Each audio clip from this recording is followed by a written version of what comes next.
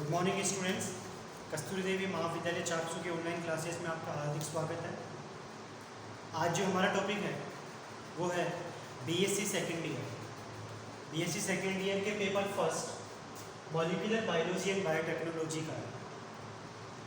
ये पेपर का नाम है। इस पेपर का हमारा फर्स्ट यूनिट है न्यूक्लिक एसिड, मतलब आनुवंशिक पदार्थ डीएनए व आरएनए। तो स्टूडेंट्स आप बने रहिए इस वीडियो के अंदर, बहुत इंटरेस्टिंग टॉपिक है।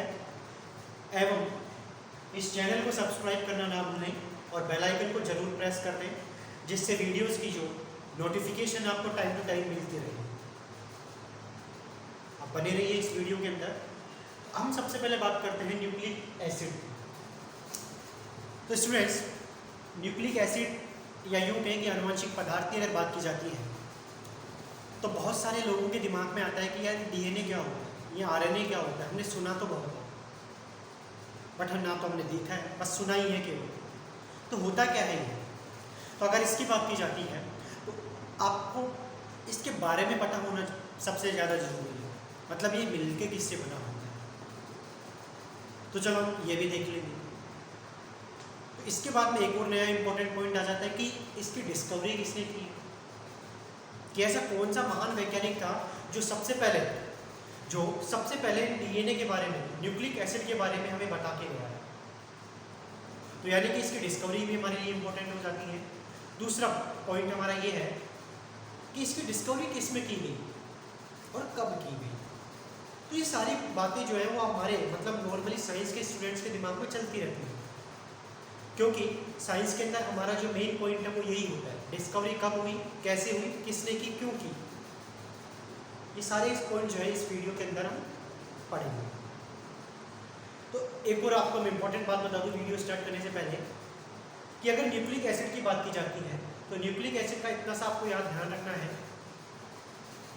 कि एकमात्र ऐसा पदार्थ, वैसे तो आप सब लोग 11वीं 12वीं में पढ़ के आए हैं और हम आजकल अगर बात करें तो आजकल ये 6th क्लास से ही इन चीज़ों के बारे में हमें बता दिया होता है कि एक ऐसा पदार्थ, मतलब इतना छोटा पदार्थ है जो कि हमें खुली आंखों से तो बिल्कुल दिखता भी नहीं है, और एक ऐसा पदार्थ जो पता नहीं किस तरीके से सूचनाओं को हमारी आने वाली पीढ़ी के अंदर, या यूँ कहें कि हमारे माता पिता से हमारे अंदर ट्रांसफर करके आ जाता है।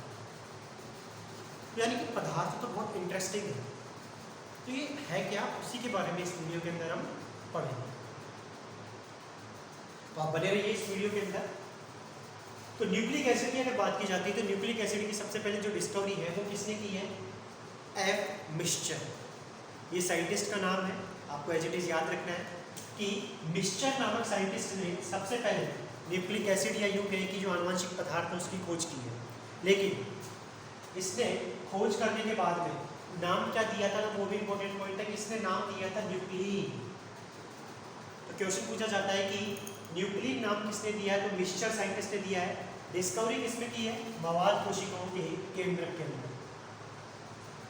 मतलब मवाद कोशिका, आपने देखा होगा कि कभी कभार अगर हमारे कोई मच्छर वगैरह काट जाता है तो फंसियाँ हो जाती है और उसके अंदर बिल्कुल येलो कलर का बिल्कुल थिक सब्सटेंस जो है वो निकलता है, उसे क्या बोलते हैं? पस, और पस या मवाद।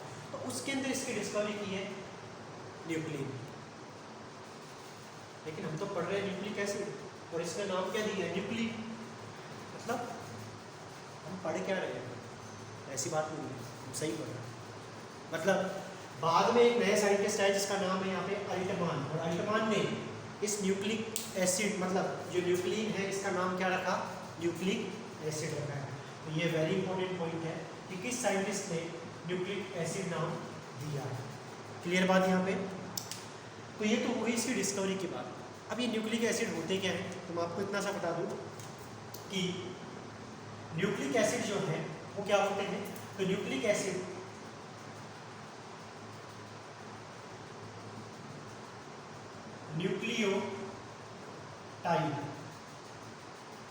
न्यूक्लियोटाइड के क्या होते हैं? ये बहुलक होते हैं। ये बात यहाँ पे। अब न्यूक्लियोटाइड क्या हो गया? तो स्टूडेंट्स साइंस है, साइंस के अंदर तो पॉइंट्स के अंदर पॉइंट, फिर उसके अंदर पॉइंट, फिर उसके अंदर पॉइंट, यही तो साइंस है। क्योंकि जब हम साइंस की डेफिनेशन बात करते हैं तो साइंस की डेफिनेशन क्या होती है, मतलब एक नए पदार्थ की डिस्कवरी होती है इसके अंदर जो हम पहले कभी सुनते ही नहीं। बिल्कुल सही बात कि अभी तो न्यूक्लिक एसिड बात कर रहे थे, न्यूक्लियोटाइड आ गया।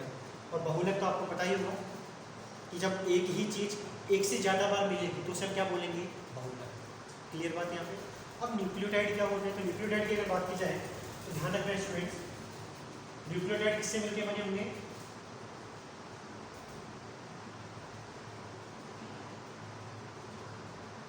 न्यूक्लियोसाइड प्लस फॉस्फेट समूह। ये लो एक नया पॉइंट आ गया। अच्छा, फॉस्फेट समूह मतलब फॉस्फोरस से रिलेटेड है, बिल्कुल सही बात है। तो यहाँ पे जो फॉस्फेट समूह है इसका तो नाम है यहाँ पे PO4-3, या यूँ कहेंगे इसकी पूरी स्ट्रक्चर की अगर बात की जाती है तो आप इसको लिख सकते हो H3PO4। तो ये तो फॉस्फेट समूह हो गया, और ये न्यूक्लियोसाइड कहाँ से आ गया, तो देखते हैं क्या होता है। आप टेंशन मत करो बिल्कुल, क्योंकि साइंस का स्टूडेंट जो है वो हमेशा फ्रैंक माइंड लेकर के ही पढ़ सकता है। अगर उसके दिमाग में बहुत सारी चीज़ें चलती रहेंगी तो ये तो ऑब्वियसली मतलब एक सामान्य बात है, साइंस के स्टूडेंट्स के अंदर दिमाग में बहुत सारी बातें चलती हैं, बट हमारा दिमाग एक जगह भी फिक्स या फोकस होना जरूरी है। तो हम बात करते हैं न्यूक्लियोसाइड की। तो अगर न्यूक्लियोसाइड की बात की जाती है तो न्यूक्लियोसाइड एक बहुत अच्छा मॉलिक्यूल है। कैसे, देखते हैं कि न्यूक्लियोसाइड जो है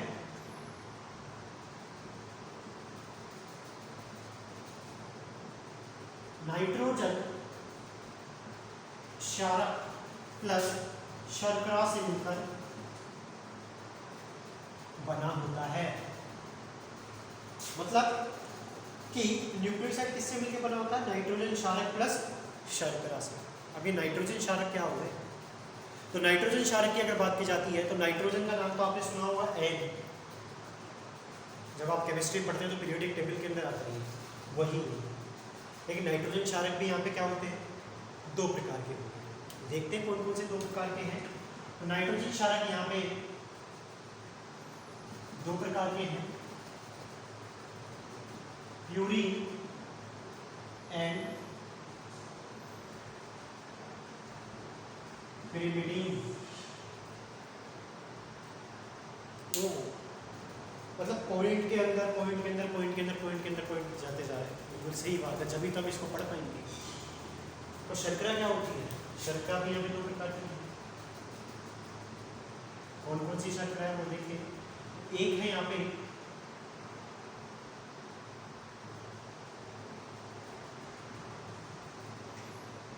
डीऑक्सी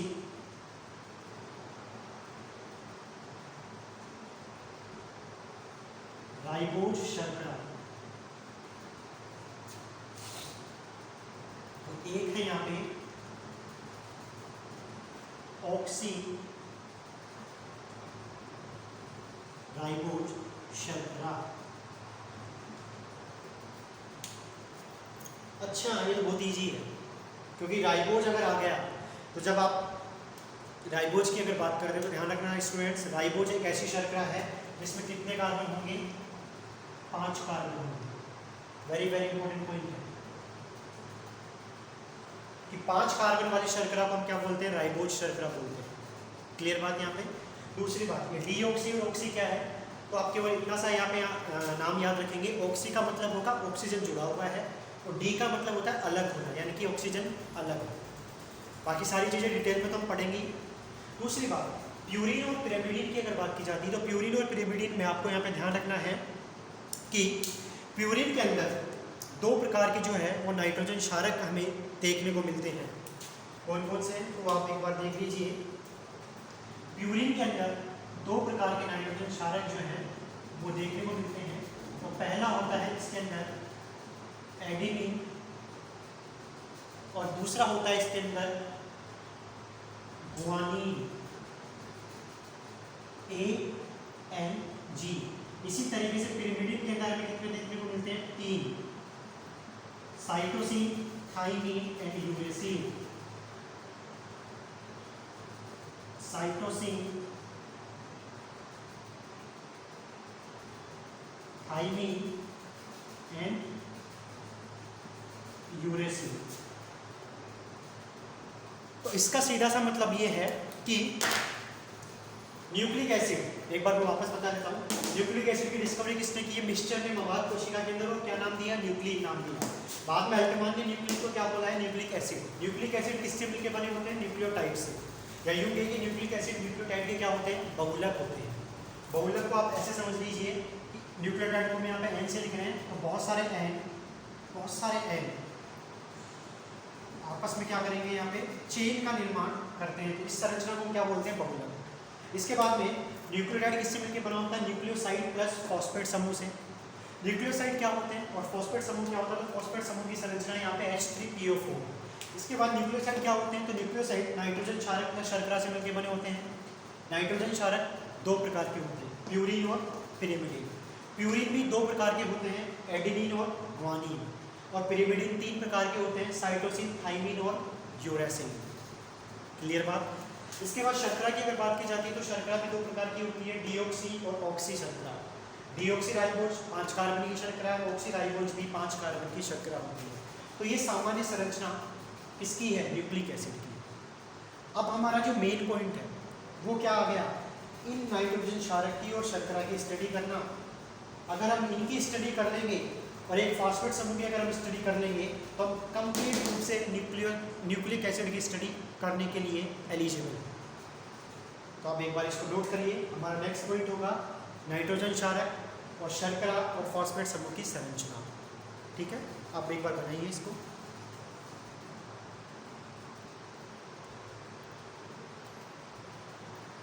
तो अब हम बात करते हैं यहाँ पे नाइट्रोजन क्षारक की स्ट्रक्चर के बारे में। तो नाइट्रोजन क्षारक की संरचनाओं की अगर बात की जाती है तो नाइट्रोजन क्षारक दो प्रकार के होते हैं, पिरिमिडिन और प्यूरिन। पिरिमिडिन की अगर बात की जाती है तो पिरिमिडिन नाइट्रोजन क्षारक के अंदर एक वलय पाई जाती है। उस वलय का नाम है यहाँ पे पाइरिमिडिन वलय। पाइरिमिडिन वलय की अगर बात की जाती है तो पाइरिमिडिन वलय के अंदर 2 नाइट्रोजन और 4 कार्बन उपस्थित होते हैं। ये वेरी इंपॉर्टेंट पॉइंट है कि पाइरिमिडिन वलय के अंदर कितने? 2 नाइट्रोजन और 4 कार्बन। इसका मतलब ये एक 6 तत्वों वाली एक वलय युक्त संरचना होती है। ये आपको याद रखना है। अब वो संरचना क्या होती है उसी के बारे में हम बात करेंगे। सेकंड पॉइंट है हमारा प्यूरिन। प्यूरिन की अगर बात की जाती है तो प्यूरिन के अंदर 2 वलय पाई जाती हैं, पाइरिमिडिन वलय और इमिडाज़ोल वलय। पाइरिमिडिन वलय की अगर बात की जाती है तो इसके अंदर वही 2 नाइट्रोजन और 4 कार्बन और एक अतिरिक्त वलय भी पाई जाती है, इसका नाम है यहाँ पे इमिडाज़ोल। इसके अंदर 2 नाइट्रोजन और 3 कार्बन उपस्थित होते हैं। ये वेरी इंपॉर्टेंट पॉइंट है कि इसमें कितने? 3 कार्बन उपस्थित होते हैं। तो हम एक बार बात करते हैं पिरिमिडिन वलय के बारे में। तो पिरिमिडिन की अगर बात की जाती है तो पिरिमिडिन में आपको ध्यान रखना है कि पहला जो हमारा यहाँ पे नाइट्रोजन क्षारक है उसका नाम है साइटोसिन। साइटोसिन की संरचना की अगर बात की जाती है तो साइटोसिन की संरचना में हमें यहाँ पे ध्यान रखना है कि सामान्य जो बेसिक संरचना है, ध्यान रखना स्टूडेंट्स, वेरी इंपॉर्टेंट पॉइंट है कि जो बेसिक संरचना है वो बेसिक संरचना तो बिल्कुल एज इट इज है। ये देख लीजिए आप कि तीनों के अंदर ये बेसिक संरचना तो क्या है? समान है। इसका मतलब बाहर की तरफ जो जुड़े हुए समूह हैं उन्हीं के अंदर डिफरेंस है और इन्हीं समूहों के आधार पर इनका नाम क्या है? अलग अलग रखा जाता है। तो ये जो वलय है इस वलय को क्या बोला जाता है? पाइरिमिडिन वलय बोला जाता है, जिस पर 2 नाइट्रोजन और 4 कार्बन उपस्थित होते हैं। तो एक बार काउंट कर लें तो देखो इसमें 1 और 2 नाइट्रोजन उपस्थित है, 4 कार्बन भी काउंट कर सकते हैं, 1 2 3 और 1 4 नाइट्रोजन इसके अंदर, सॉरी 4 कार्बन इसमें क्या है? उपस्थित है। तो इस तरीके से इसके अंदर 2 नाइट्रोजन हो गए और कितने? 4 कार्बन उपस्थित है। तो एक वलय हो गई जिसका नाम है यहाँ पे पाइरिमिडिन वलय। दूसरी बात, तो अगर साइटोसिन की बात की जाती है तो अगर आप पाइरिमिडिन वलय याद रख लेते हैं, ध्यान रखना इसमें, अगर आप केवल पाइरिमिडिन वलय याद रख लेते हैं तो केवल आपको क्या याद रखना है कि 2 नंबर के कार्बन पर ऑक्सीजन और 4 नंबर पर आपको क्या जोड़ना है? NH2 समूह जोड़ना है बस। और अगर आप इतना सा कर लेते हैं तो आपको क्या मिल जाता है? साइटोसिन। तो मैं आपसे केवल यही बोलूँगा कि पहले एक बार आप वलय जो है उसको याद रखिए, क्योंकि वलय जो है वो सभी के अंदर क्या है, बिल्कुल कॉमन है, आप देख सकते हैं। तो अगर वलय आपको याद रखें तो बाकी मैंने क्या कहा कि साइटोसिन को आप कैसे याद रखेंगे कि 2 नंबर पर आपको क्या ऐड करना है, ऑक्सीजन, और 4 पे आपको क्या ऐड करना है, NH2। तो देख लीजिए आपका साइटोसिन रेडी है। दूसरी बात, यूरेसिल की अगर बात की जाती है तो वापस वलय तो समान है ही, आपको क्या ऐड करना है, 4 नंबर पर ऑक्सीजन और 2 नंबर पर ऑक्सीजन। दैट मीन्स केवल अगर हम 2 ऑक्सीजन ऐड कर देते हैं तो हमें क्या मिल जाता है, यूरेसिल। बिल्कुल सही। और एक और सबसे इंपॉर्टेंट पॉइंट है, यहाँ पे आपको मैं एक ट्रिक बताऊंगा कि आप यूरेसिल को किसके नाम से भी याद रख सकते हैं, 420। This is the trick, uracil को याद रखने का। कैसे? 420 तो नॉर्मली हम याद कर ही लेते हैं, क्योंकि जो धोखाधड़ी का काम करता है उसके अंदर बार बार बोल देते हैं 420 420। तो 420 अगर आपको याद है तो इसका मतलब है कि 4 और 2 पे क्या ऐड करना है, ऑक्सीजन, और यूरेसिल रेडी हो जाएगा। क्लियर बात है आपको? नेक्स्ट पॉइंट हमारा है थायमिन। वापस वलय तो समान है, तो आपको करना क्या है, तो आपको इतना सा करना है कि अगर आपको यूरेसिल याद है तो अगर मैं देखिए इस मैथिल समूह को हटा देता हूँ, ध्यान रखना स्टूडेंट्स, अगर मैं इस मैथिल को हटा देता हूँ तो बिल्कुल यूरेसिल के जैसा दिख रहा है, नहीं दिख रहा है? इसका मतलब अगर मैं 5 नंबर के कार्बन पर क्या ऐड कर देता हूँ, CH3 समूह, और बाकी की संरचना अगर मैं यूरेसिल की जैसी रखता हूँ तो मुझे थायमिन मिल जाता है। बिल्कुल सही बात, आपको क्या मिल जाता है, थायमिन। इसलिए इसको किसके नाम से भी जाना जाता है, 5-मिथाइल यूरेसिल। किसके नाम से भी जाना जाता है इसको, 5-मिथाइल यूरेसिल के नाम से। यहाँ तक सब क्लियर हुआ? तो ये तो है हमारा पिरिमिडीन। अब बात करते हैं इसमें से प्यूरिन। तो प्यूरिन की अगर बात की जाती है तो प्यूरिन के अंदर पहला हमारे पास आता है एडेनिन। एडेनिन की अगर बात करें तो वापस पिरिमिडीन बोला तो आपको प्यूरिन से याद हो जाएगी, इमिडोजोल वाला वो याद करनी है आपको। वो क्या है कि इसमें 2 नाइट्रोजन और 3 कार्बन होते हैं। तो देखो 2 नाइट्रोजन तो ये है और 3 कार्बन कहाँ पे है, तो नाइट्रोजन ये कार्बन से ही अटैच है यहाँ पे, यहीं पे। मत ध्यान रखना स्टूडेंट्स, सिंगल मतलब 2 कार्बन तो ये हो गए और एक तीसरा कार्बन ये वाला। तो इस तरीके से इसके अंदर कितने कार्बन है, 3 कार्बन। क्लियर बात यहाँ पे? और दूसरी बात, एडेनिन को अगर आपको याद रखना है तो एडेनिन के अंदर आपको NH2 समूह एक्स्ट्रा ऐड करना है जो कि बिल्कुल साइटोसिन के जैसा है। और ग्वानिन अगर आपको याद रखना है तो ग्वानिन के अंदर आपको क्या याद रखना, ध्यान रखना, NH2 समूह और फिर ऑक्सीजन समूह। बाकी की संरचना बिल्कुल समान। या यूं कहें कि एडेनिन और ग्वानिन के अंदर आपको क्या देखने को मिल रहा है कि अगर आपको एडेनिन याद है, ध्यान रखना स्टूडेंट, मैं याद करने की ट्रिक बता रहा हूँ। अगर आपको एडेनिन याद है तो जहाँ पे एडेनिन में ऑक्सीजन ऐड है आपको क्या करना है, ग्वानिन के अंदर NH2 ऐड करना है। और एडेनिन में जहाँ पे NH2 ऐड है वहाँ पे आपको क्या ऐड करना है, ऑक्सीजन। समान स्ट्रक्चर है बाकी। तो ये था हमारा नाइट्रोजन क्षारक, जो कि कितने प्रकार के होते हैं, 2 प्रकार के, पिरिमिडीन और प्यूरिन। इसमें से आपको पता होगा कि यूरेसिल जो होता है वो किसके अंदर मिलता है, RNA के अंदर, जबकि थायमिन किसके अंदर मिलता है, DNA के अंदर। क्लियर बात है यहाँ पे? नेक्स्ट हमारा जो पॉइंट है वो है इसके बाद में शर्करा का। नेक्स्ट पॉइंट हमारा है यहाँ पे शुगर के बारे में। शर्करा की अगर बात की जाती है तो शर्करा यहाँ पे कितने प्रकार की होती है, 2 प्रकार की, राइबोस शर्करा और डीऑक्सीराइबोस। राइबोस शर्करा की अगर बात की जाती है तो राइबोस शर्करा किसमें पाई जाती है, RNA के अंदर, जबकि डीऑक्सीराइबोस शर्करा मिलती है यहाँ पे DNA के अंदर। दूसरी बात, अगर इसकी स्ट्रक्चर की बात की जाती है तो इसकी स्ट्रक्चर आपको ध्यान रखना है यहाँ पे कि इसकी जो नंबरिंग की अगर बात करेंगे तो नंबरिंग यहाँ पे स्टार्ट होती है इसकी, मैं दूसरे कलर पेन से इसको रेड कलर से इसको डिनोट करता हूँ यहाँ पे।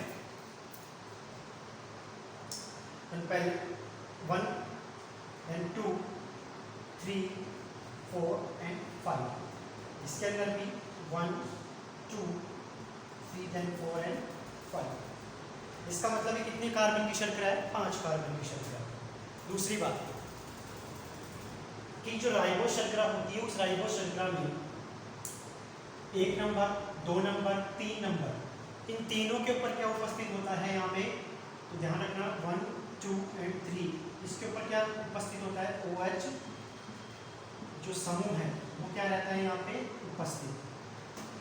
लेकिन अगर हम डीऑक्सीराइबोज की बात करते हैं तो यहाँ पे केवल 1 और 3 पर क्या होता है, OH जो समूह है वो उपस्थित है। क्लियर बात? इसका मतलब कि डीऑक्सीराइबोज शर्करा में 2 नंबर का जो कार्बन होता है उस पर ऑक्सीजन जो है वो क्या होती है, अनुपस्थित होती है। ऑक्सीजन क्या होती है यहाँ पे, अनुपस्थित। तो this is the structure of the sugar जो कि हमारे न्यूक्लिक एसिड के अंदर देखने को मिलेगी। न्यूक्लिक एसिड कितने प्रकार के हुए हैं यहाँ पे, 2 प्रकार के, आरएनए और डीएनए। इसके बाद हम बात करते हैं कि फॉस्फेट समूह की। तो फॉस्फेट समूह की स्ट्रक्चर यहाँ पे आपको देखने को मिलती है जो कि आपको मैंने बताया था, H3PO4, 1 2 3 हाइड्रोजन उपस्थित है। ऑक्सीजन कितने हैं यहाँ पे, 1 2 3 है 4, और सिंगल फॉस्फेट समूह। तो ये संरचना किसकी है यहाँ पे, फॉस्फेट समूह की। क्लियर बात यहाँ पे? तो इस तरीके की जो संरचनाएं होती है वो न्यूक्लिक एसिड में उपस्थित होती है। अब ये हमारी सारी की सारी संरचनाएं उपस्थित हो गई। इसके बाद हमारा जो नेक्स्ट टॉपिक होगा वो नेक्स्ट टॉपिक होगा एक न्यूक्लियोटाइड का निर्माण। तो मैं आपको बस लास्ट जो डायग्राम होगा इसके अंदर अब वो होगा न्यूक्लियोटाइड का निर्माण। तो एक बार आप इसको नोट कर लीजिए।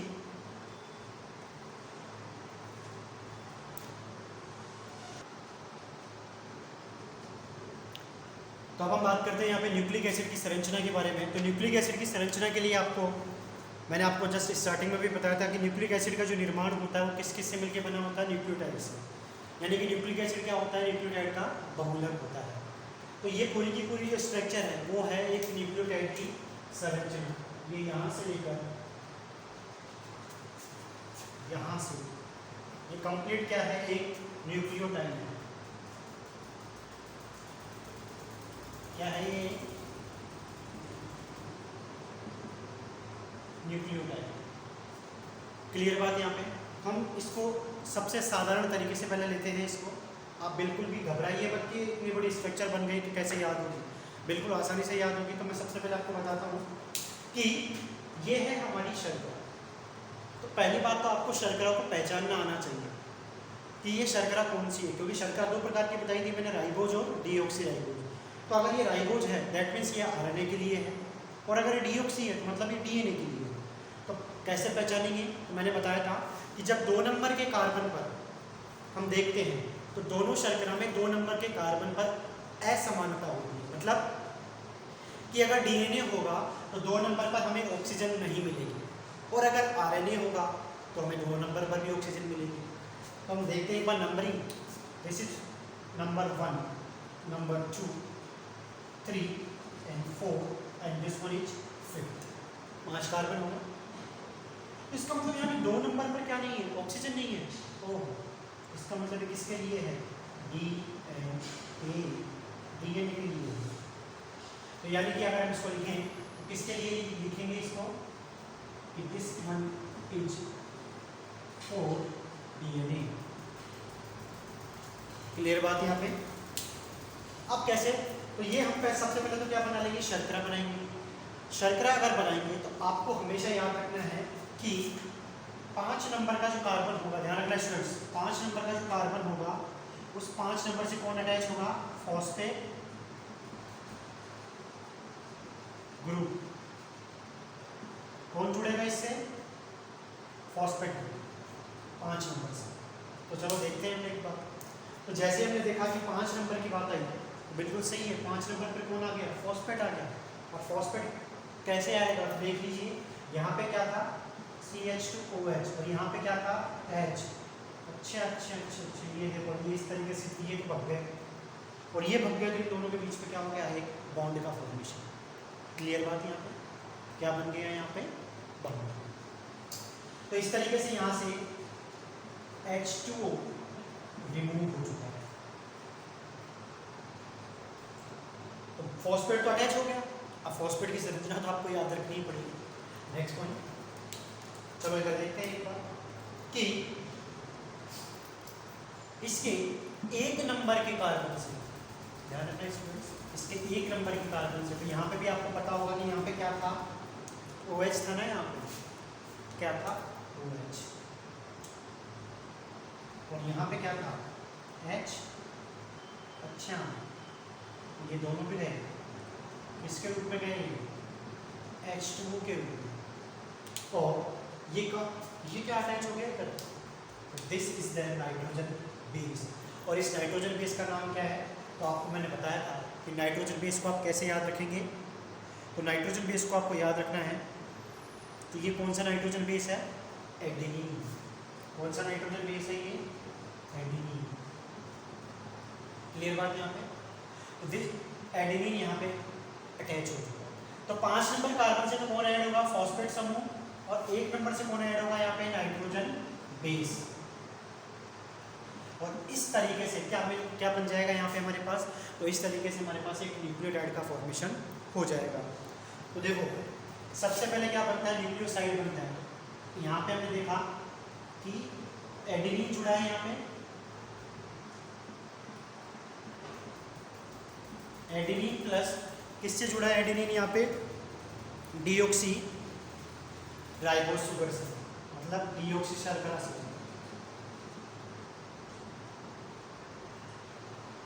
इसका नाम यहाँ पे हो जाएगा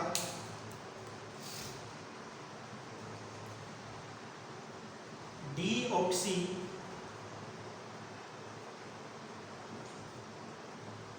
एडिनोसिन। और ये क्या कहलाएगा, न्यूक्लियोसाइड।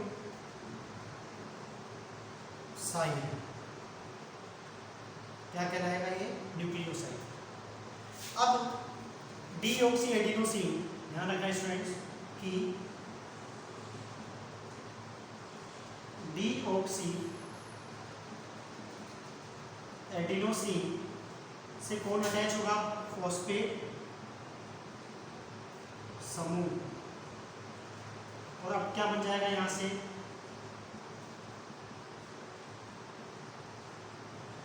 डीऑक्सी एडिनिलिक अम्ल। क्लियर बात है यहाँ पे। और कितने फॉस्फेट समूह, केवल एक फॉस्फेट समूह है, इसलिए इसको हम क्या बोल देंगे, DAMP। तो इस तरीके से क्या होता है, न्यूक्लियोटाइड का फॉर्मेशन होता है।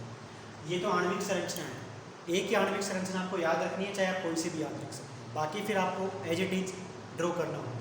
तो अगर हम इसको आउटलाइन डायग्राम में अगर बनाते हैं, तो आउटलाइन डायग्राम में हम कैसे बनाएंगे, तो आप देख लीजिए एक बार कि आउटलाइन डायग्राम अगर आप इसका बनाते हैं, इसको आप एक बार नोट कर लीजिए। मैं यहाँ पे इसको एक बार रफ कर देता हूँ। तो आप आउटलाइन डायग्राम अगर इसका बनाते हैं, तो आउटलाइन डायग्राम कैसे बनेगा, बीच में हम यहाँ पे शुगर बना लेंगे आसानी से, ये शुगर बन गई, या आप शुगर की जगह एस भी लिख देंगे तो भी चलेगा। इसके बाद में यहाँ पे आपको क्या ऐड करना है, नाइट्रोजन बेस, और इसके इधर वाले कार्बन से क्या ऐड करना है, फॉस्फेट समूह। यानी कि अगर आपको एक न्यूक्लियोटाइड का डायग्राम बनाना है, तो आप कैसे बनाएंगे, PS और इधर N, आगे भी इधर चेन अटैच होती है जो हम आगे पढ़ेंगे। इस तरीके से एक न्यूक्लियोटाइड का फॉर्मेशन होता है। तो ये इनका आउटलाइन रिप्रेजेंटेशन है, और ये अभी हमने बनाया था, ये इसका आणविक रूपांतरण है, आणविक प्रदर्शन है। तो आप नोट कर लीजिए इसको।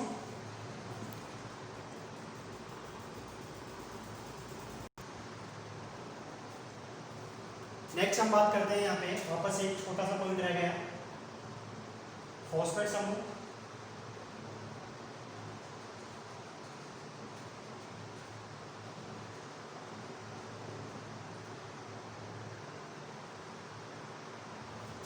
इधर कौन अटैच होगा, यहाँ पे नाइट्रोजन बेस। तो यहाँ पे जो बंध का निर्माण होता है, तो इन बंध का भी क्या होता है, अलग से नाम होता है, इसको हम बोलते हैं